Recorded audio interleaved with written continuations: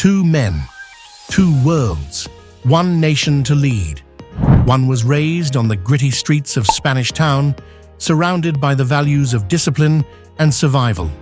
The other was born into the quiet privilege of Kingston's upper hills, where excellence was expected and doors quietly opened. And yet, in 2025, both stand just steps away from the most powerful seat in Jamaica. But who are these men? What stories shaped them before the speeches and the crowds? And how did two such different paths lead to the same political finish line? Let's go back to the beginning. Andrew Holness, Spanish Town's strategic son. Andrew Michael Holness was born on July 22, 1972, in Spanish Town, St. Catherine, a place known more for struggle than shine. His father, Maurice Holness, was a farmer and a thinker, a man whose socialist views clashed with the rising tides of capitalist Jamaica. His mother, Sonia Harvey, was a no-nonsense civil servant, pragmatic, structured, and fiercely focused on her son's success. Andrew was no ordinary boy. At St. Catherine High School, he didn't just excel, he led, head boy, valedictorian, a reputation for clarity, control, and discipline, even in his teens. After graduation, he didn't jump ship for flashy dreams. He stayed and taught, walking back into the classrooms of his youth, chalk in hand. Then came university, the University of the West Indies, where he earned both a Bachelor of Science in Management Studies and a Master of Science in Development. But something else was happening too. He met Edward Seaga, the towering figure of the JLP, saw something in young Andrew. Soon, Holness was working as Seaga's assistant, running numbers, shaping policy, and learning the levers of power. He wasn't loud, he was lethal, a master strategist in the making. Years later, he would complete a doctorate from Northeastern University in Boston, focusing on how US gun laws fuel violence in Jamaica. It was research born from the very streets he once walked.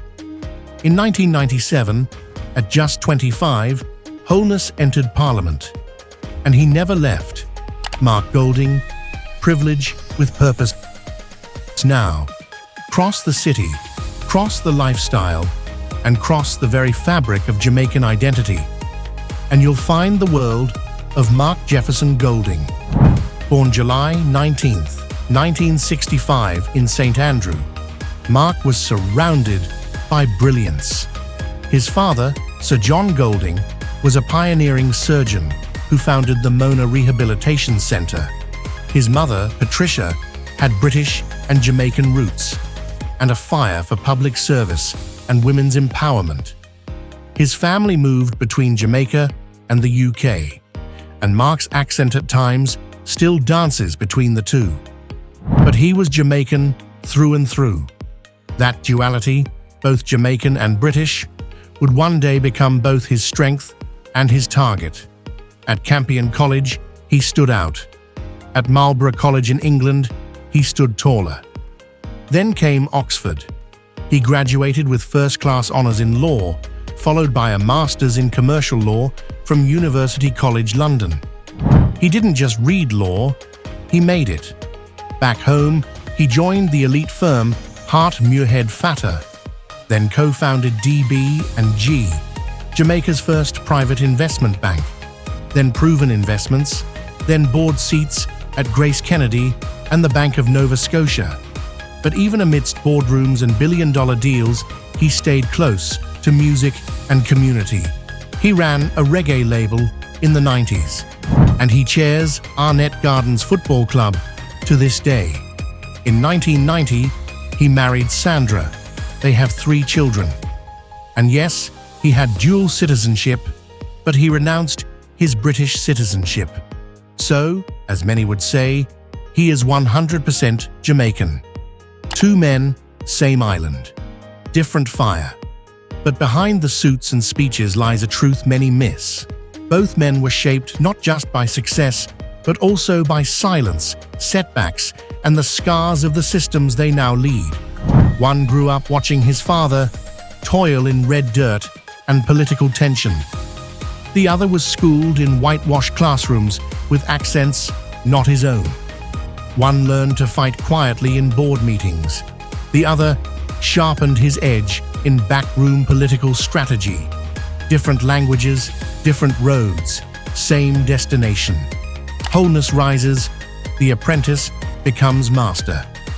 Holness didn't stumble into power. He was methodical. He began as an opposition spokesperson, first for housing, then for land, and then for education. But it was in education that he found his public voice. As Minister of Education from 2007 to 2012, he restructured the system, creating the Jamaica Teaching Council and the National Education Trust, and launching CAP, the Career Advancement Program for youth.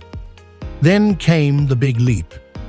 In 2011, at just 39, Holness became Prime Minister, the youngest ever. But his party lost the general election weeks later. Did he fade? No, he reloaded. In 2016, Holness led the JLP to victory. Then in 2020, he led them to a landslide. 49 seats, a political tsunami.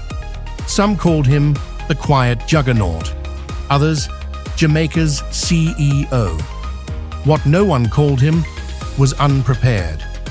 From boardrooms to ballots. Golding's entry was late but forceful. He entered Parliament in 2017, not as a newcomer, but as a seasoned player.